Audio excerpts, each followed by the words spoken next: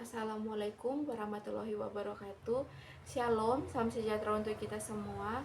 Perkenalkan, nama saya Brailorina G2 dengan NIM 240611040065 dari kelas C2.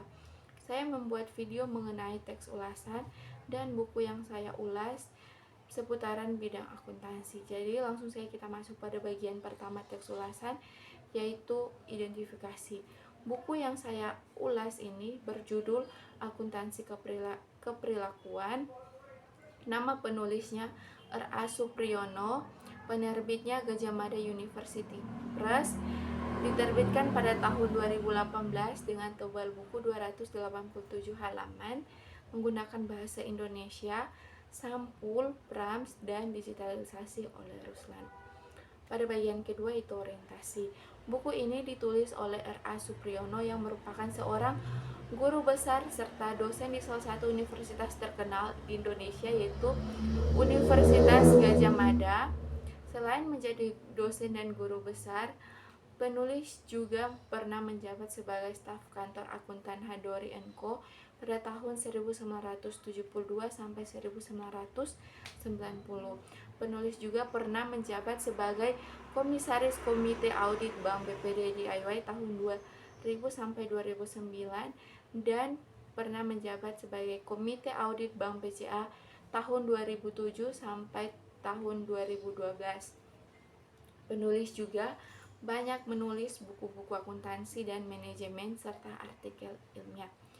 Buku Akuntansi Keperilakuan adalah salah satu buku yang cukup komprehensif dalam bidang akuntansi perilaku. Buku ini membahas tentang antara ilmu akuntansi dengan aspek psikologis dan sosial yang memengaruhi perilaku individu dan kelompok dalam konteks akuntansi.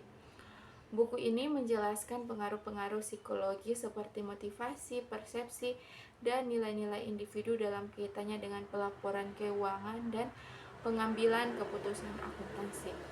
Kita masuk pada bagian yang ketiga, yaitu tafsiran isi. Jadi teman-teman, saya mengulas buku ini hanya pada bab 2. Jadi bab 2 ini berfokus pada konsep perspektif ilmu keperilakuan. Dalam bab ini, penulis menjelaskan tentang lingkup dan tujuan keperilakuan, lingkup dan tujuan akuntansi keperilakuan, perspektif manusia, pengaruh organisasi pada perilaku, teori peran, struktur sosial, dan budaya. Ilmu keperilakuan meliputi berbagai macam bidang dengan berbagai macam metode, misalnya eksperimental dan observasi, perilaku manusia di lingkungan fisik dan sosial.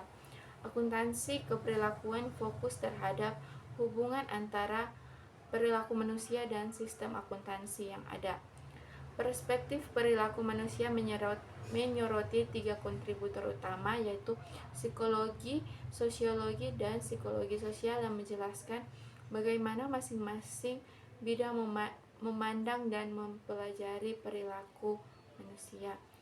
Supriyono juga menulis tentang pengaruh organisasi terhadap perilaku manusia yang dipengaruhi faktor-faktor organisasi seperti kepemimpinan, ukuran organisasi, dan struktur memengaruhi perilaku karyawan.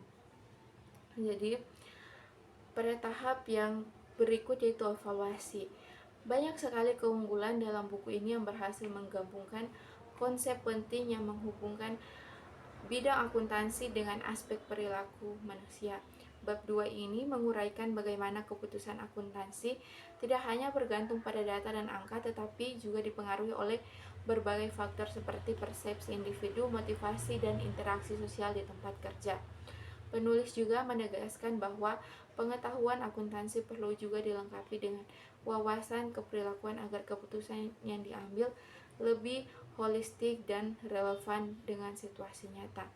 Jadi teman-teman, saya membandingkan buku Akuntansi Keperilakuan karya Supriyono, R.A. Supriyono, dengan buku Akuntansi Keperilakuan karya Arfan Iksan Lubis. Buku Akuntansi Keperilakuan karya R.A. Supriyono lebih banyak menggunakan pendekatan secara teoritis. Buku ini juga menekankan pada aspek-aspek akademik dan memberikan landasan yang kuat bagi pembaca untuk memahami teori yang melandasi akuntansi keperilakuan. Sedangkan buku karya Irfan Iksan Lubis cenderung memberikan pendekatan yang lebih praktis, seperti menggunakan studi kasus dan contoh situasi nyata yang terjadi dalam suatu perusahaan. Dengan demikian, pembaca dapat melihat bagaimana konsep akuntansi keperilakuan diterapkan di dunia nyata.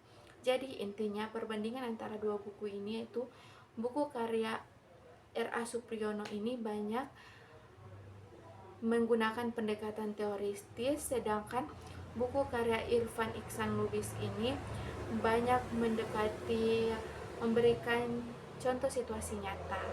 Langsung kita masuk pada tahap yang berikut, yaitu rangkuman evaluasi. Secara keseluruhan bab 2 ini memberikan perspektif yang jelas tentang pentingnya aspek perilaku dalam akuntansi yang bisa menambah wawasan dan pemahaman pembaca mengenai pengaruh perilaku dalam konteks akuntansi dan pengambilan keputusan. Sekian dari saya.